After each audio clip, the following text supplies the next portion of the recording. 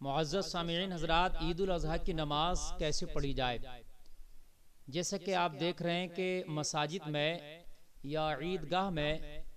صرف 5 لوگوں کو نماز پڑھنے کی اجازت دی گئی ہے۔ پرشاسن کی طرف سے 5 لوگ عیدگاہ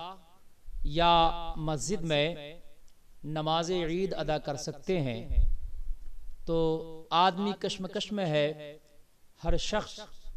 اپنے آپ کو مطمئن نہیں کر پا رہا ہے کہ آخر کار اس نماز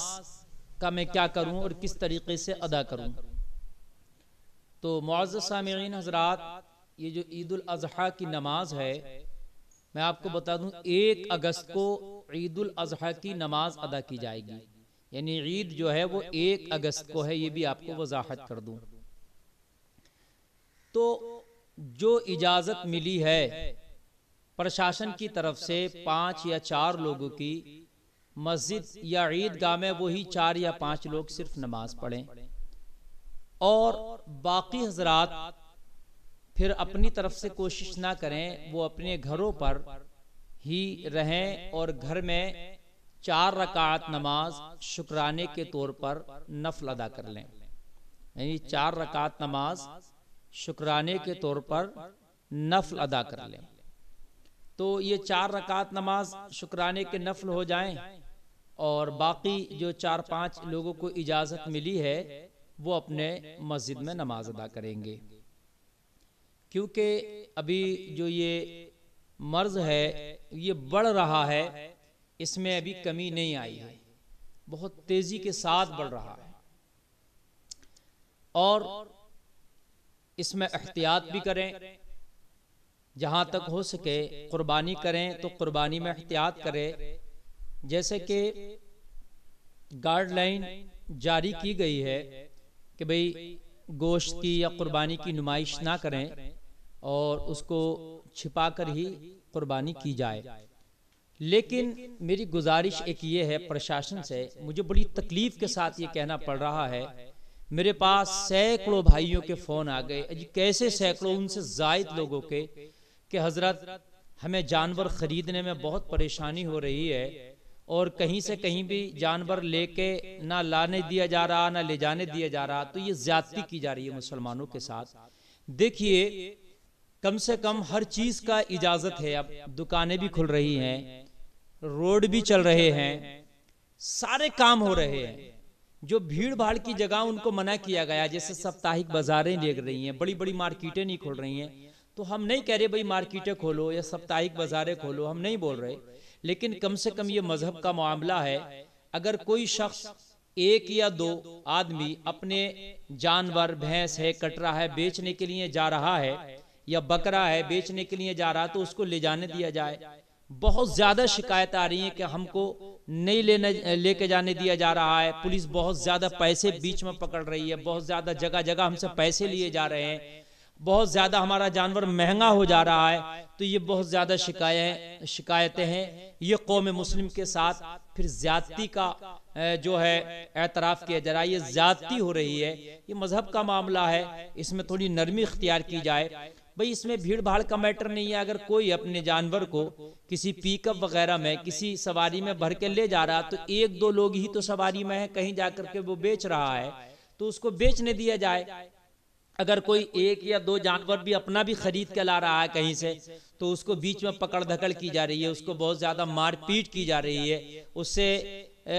ناجائز رقم وصولی جا رہی ہے، یہ سب غلط ہے، اور یہ زیادتی ہے ایک طرح کی، اور یہ ذاتی میں گزارش کروں گا کہ اس پر شاسن توجہ دے کہ پرشاسن اس طریقے کی زیادتیاں کیوں کر رہا ہے۔ اس سے معاشرے میں بہت غلط میسج جائے گا، اور سماج میں اس سے ایک بہت غلط میسج جائے گا۔ یہ مذہب کا معاملہ ہے، قربانی تو ہونا ہی ہے، یہ آج سے نہیں ہے، یہ ہزاروں سال سے ہوتی چلی آ رہی ہے، کوئی نیا کام نہیں ہے، نیا قانون نہیں ہے، جو کام ہزاروں سال سے ہو رہا ہے ہمارے مذہب میں لازمی ہے، وہ ختم نہیں ہو سکتا، کسی بھی اعتبار سے ہم اس کو نہیں روک سکتے، نہیں ترک کر سکتے، تو پھر اس کو نہ روکا جائے اور اس میں ہمیں پریشان نہ کیا جائے۔ بہرحال اس طریقے سے قربانی کریں، زیادہ بھیڑ بھاڑ اس میں نہ لگائیں، یہ بھی میں گزارش کروں گا۔ زیادہ اس میں جو ہے نمائش نہ ہو، لوگ اکٹھا نہ ہو، خاموشی سے اپنی قربانی ہو جائے، یہ آپ کا جو ایک فریضہ ہے وہ ادا ہو جائے، اور اس کے بعد میں خاموشی کے ساتھ گوشت کی تقسیم ہو جائے۔ نماز عید باقی جو 4-5 لوگ ہیں وہ مسجد میں ہی ادا کر لیں، اور بہترین طریقہ نماز عید ادا کرنے کا میں آپ کو بتاؤں۔ بہت سے لوگ عید کی نماز پڑھنے میں جو ہے بہت سی مسٹیکیں کرتے ہیں، غلطیاں کرتے ہیں۔ میں آپ کو ایک بہت آسان لفظوں میں نماز عید پڑھنے کا طریقہ بتا رہا ہوں۔ عید کی نیت، نماز کی جو نیت کرنا ہے آپ کو، 2 رکعت نماز جس کو 2 گانا بولتے ہیں، وہ پڑھنا ہے۔ تو آپ دل میں اگر نیت کر لیں ہم عید الاضحیٰ کی یہ 6 زائد تکبیروں کے ساتھ ہم نماز ادا کر رہے ہیں، تب بھی آپ کی نماز ہو جائے گی، چونکہ انما الاعمال بالنیات، عمل کا دار و مدار نیتوں کے اوپر ہے۔ آپ کی نیت میں یہ ہے میں عید الاضحیٰ کی نماز ادا کر رہا ہوں، آپ زبان سے کچھ نہ کہیں، اللہ اکبر کہہ کے ناف کے نیچے ہاتھ باندھ لیں، آپ کی نماز ہو جائے گی، چونکہ دل کے پکے ارادے کا نام ہی نیت ہے۔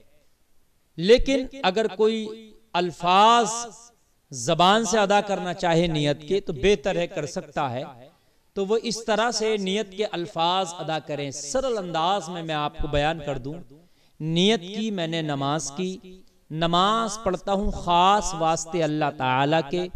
2 رکعت نماز عید الاضحیٰ کی 6 زائد تکبیروں کے ساتھ، پیچھے اس امام کے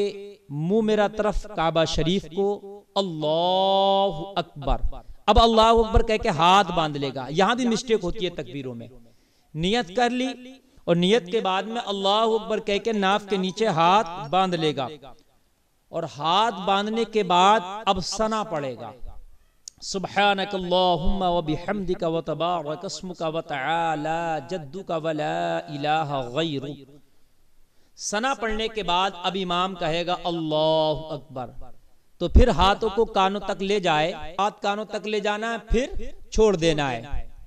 اس کے بعد پھر امام کہے گا اللہ اکبر، کانوں تک لے جانا ہے، پھر چھوڑ دینا ہے۔ پھر تیسری تکبیر امام کہے گا اللہ اکبر، پھر باندھنا،